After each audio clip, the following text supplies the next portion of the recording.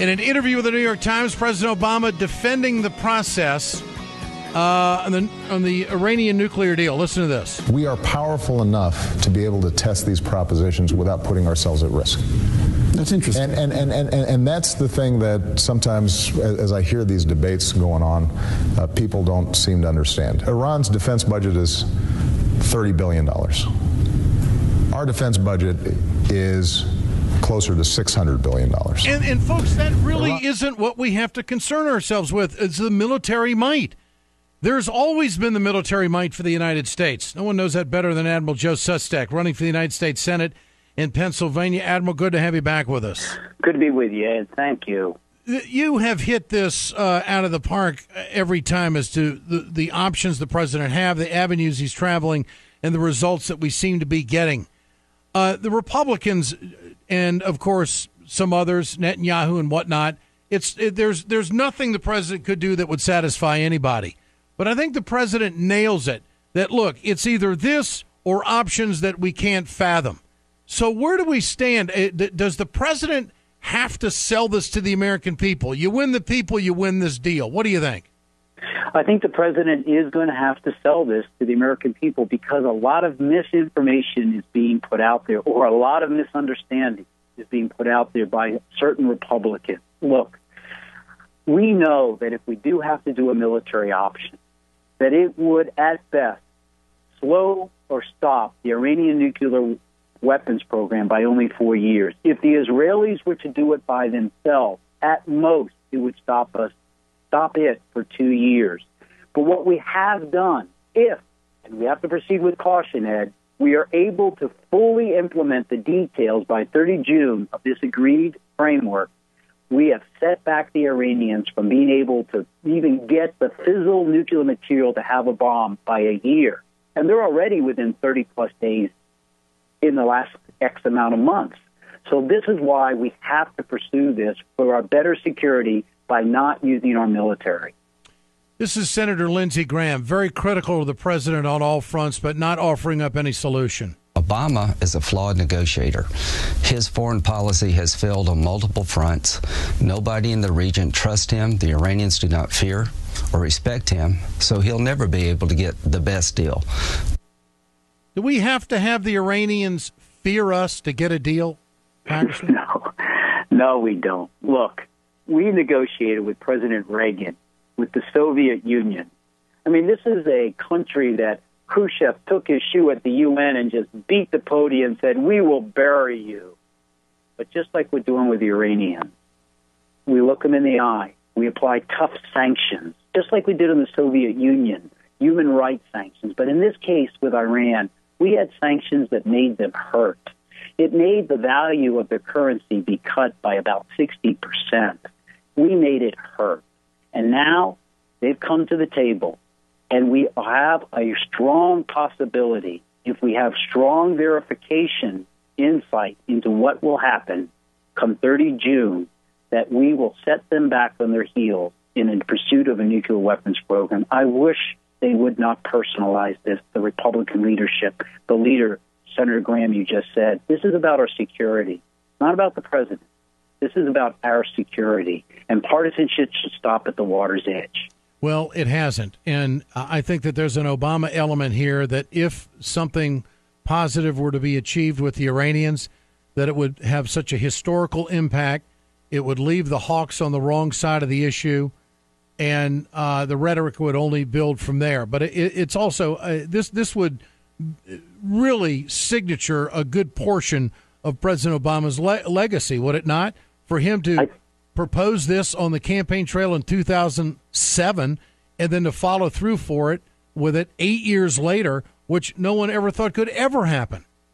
And in my opinion, the politics be damned.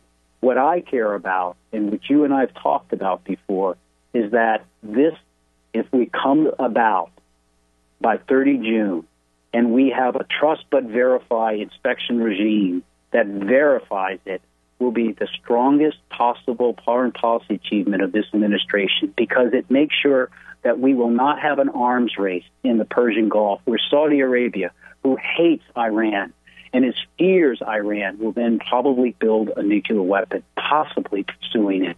And then all of a sudden, what happens when that genie's out of the bottle there?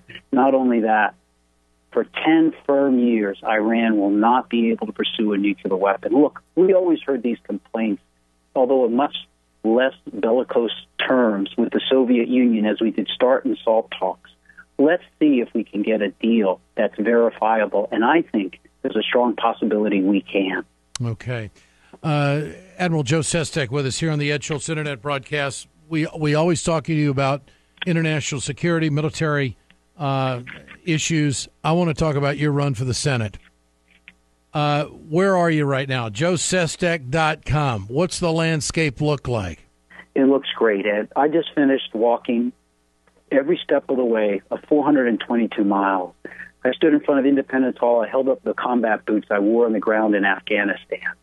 I started that first day walking in the boots of my fellow veterans. 422 miles later, I got up and ended on the border with Ohio, walking in the boots of Pennsylvanians every day, the poor one day, the women the next day, the diversity groups like LGBT communities the next day. I wanted everyone to know how I wanted to serve.